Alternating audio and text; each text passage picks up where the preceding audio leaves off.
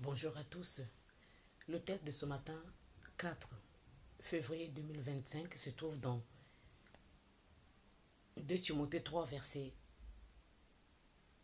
1 à 3, qui nous dit: Mais sachez ceci, dans le dernier jour, il y aura des temps difficiles à supporter, car les gens seront égoïstes, amis de l'argent, vantards, orgueilleux, blasphémateurs, désobéissants à leurs parents, ingrats, infidèles, sans affection, sans esprit d'entente, calomniateurs, sans maîtrise de soi, cruels, sans l'amour du bien. Bien-aimés en Christ Jésus, ce matin, je viens encore vers vous pour vous parler de ce que nous vivons aujourd'hui. Parce que notre temps que nous vivons aujourd'hui, nous sommes dans le temps de la fin. Ce n'est pas évident. Nous sommes tous appelés à affronter ce moment-là. Mais qu'est-ce que nous devons faire? Nous devons nous approcher à notre vrai Dieu Jéhovah. C'est lui qui peut nous aider à surmonter cela, à ne pas se retrouver dans ce que nous venons de lire. Comme nous dit dans le verset 4, les gens y seront traîtres, entêtés, gonflés, orgueilleux, amis de plaisir plutôt que amis de Dieu. Alors que Dieu veut que nous tous nous soyons sauvés. Il ne veut même pas qu'une seule personne de nous ne soit pas sauvée. Mais malheureusement, nous sommes à chaque fois tentés. Au moment où tu veux prier ton Dieu, c'est là où le diable vient t'attaquer. Au moment où tu veux prier, parfois l'enfant il pleure. Au moment où tu veux accomplir la grâce de Dieu, il y a toujours quelque chose qui t'empêche de le faire. Mais ma soeur, aujourd'hui je t'appelle, viens, ensemble, nous allons nous réunir pour prier, pour que celui qui t'empêche de prier quitte et qu'ensemble nous allons avancer vers la vie éternelle parce que nous sommes dans le dernier temps. La parole nous dit, ayant une apparence attachement à Dieu, mais sans que la force de l'attachement à Dieu influence notre vie. Alors que Dieu nous veut que nous puissions lui appartenir. Dieu veut que l'apparence d'attachement puisse être réelle envers lui. Mais malheureusement, ce n'est pas le cas.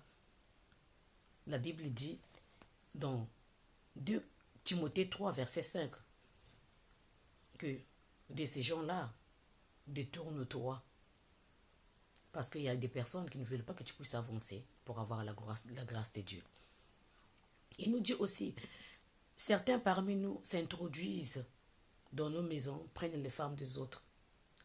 Autour de nous, nous avons déjà entendu un voisin prendre la femme d'autres voisins. Ou dans nos familles, ça se passe aussi partout. Faisons très très attention, les bien-aimés en Christ Jésus. Parce que ça ne sert à rien de se charger encore de péché. Au contraire, soyons humbles, aimons-nous dans le vrai amour. Ne soyons pas entraînés par contre par le divers désirs qui l'amènent à la destruction. Parce que nous savons que tous les jours, ça peut nous arriver. Et nous voulons apprendre à connaître notre Dieu aussi tous les jours. Mais, des fois, on n'est jamais dans la capacité de parvenir à une connaissance exacte de la vérité.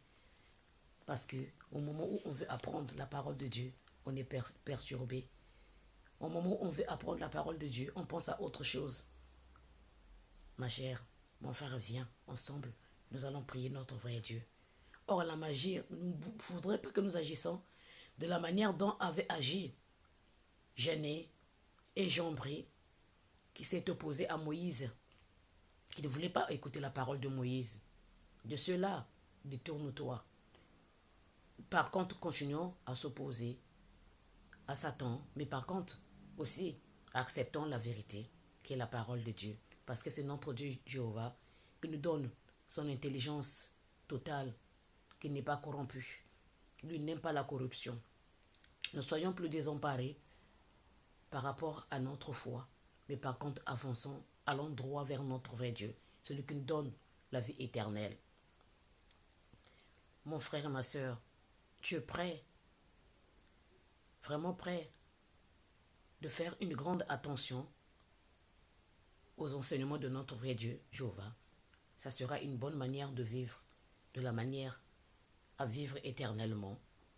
Au début, c'est difficile, mais après, Dieu donne le pouvoir et la force d'y arriver par la foi, la patience et l'amour et surtout l'endurance. Nous savons que on peut être persécuté, souffrir comme l'a été Christ Jésus. pour accomplir la mission qu'il est venu sur la terre. À la fin, il a souffert, livré sa vie sur le poteau. À la fin, il avait réussi. Nous devons supporter. Quand ça arrive, sache que ce n'est pas toi parce que l'ennemi a vu qu'il y a quelque chose en toi, la lumière. C'est pour ça qu'il veut tout empêcher. Mais viens, ensemble, nous allons prier pour avancer et arriver là où Dieu veut nous amener. D'ailleurs, tous ceux qui veulent vivre dans l'attachement de Dieu doivent être unis à Christ Jésus. Ils seront eux aussi persécutés. Selon 2 Timothée 3, verset 12. Bien-aimés en Christ Jésus, les méchants seront, même les impostats, avanceront vers le pire. C'est la Bible qui le dit dans le verset 13. Ils nous tromperont, eux-mêmes seront trompés. Mais toi et moi, cependant, restons attachés aux choses que nous avons appris de notre vrai Dieu Jéhovah, dont nous sommes convaincus, sachant que on les a appris par la parole, il a parlé par les prophètes, et il n'a pas choisi n'importe quel prophète pour parler de la parole, pour écrire sa parole. Tous les prophètes qu'il a écrits, ils étaient juste, nets, droits, corrects. Comme lui-même, il n'aime pas la méchanceté, il est droit, il n'aime pas les menteurs, il n'aime pas les gens qui font de n'importe quoi. Viens, ensemble, nous allons accomplir cela. Bien-aimés, sachant que notre Dieu, il est bon. Depuis toute petite, moi, Dieu m'a connu. Il m'a appris. Tous ceux qui me connaissent savent que depuis mon enfance, j'ai toujours prié. Pourquoi pas toi?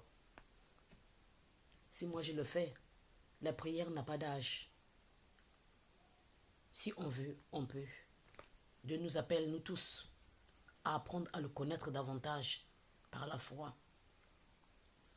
Il nous dit dans 2 Timothée 3, verset 15, « Et sachant que depuis toute petite enfance, tu connais les Écritures, mais malheureusement on les connaît. On est avec la grâce de Dieu, on est avec la parole de Dieu. Mais quand on est jeune, si on n'est pas dans une famille où on ne prie pas en vérité, on ne peut pas savoir. Mais au fur et à mesure, quand on grandit, on se retrouve dans un milieu où il y a la prière, on commence à apprendre la parole de Dieu, qui peuvent nous rendre sages pour le salut, grâce à la foi en Christ Jésus. Viens, pour pouvoir avoir cette foi-là. Parce que toutes les Écritures est inspirée de Dieu, est utile pour enseigner, pour réprimander, parce que Dieu, il les réprimande aussi. Il enseigne aussi, parce que tout est inspiré par lui. Et aussi, mes bien-aimés en Christ Jésus, pour redresser des choses, pour former à une conduite juste. C'est Dieu qui peut le faire, c'est pas nous.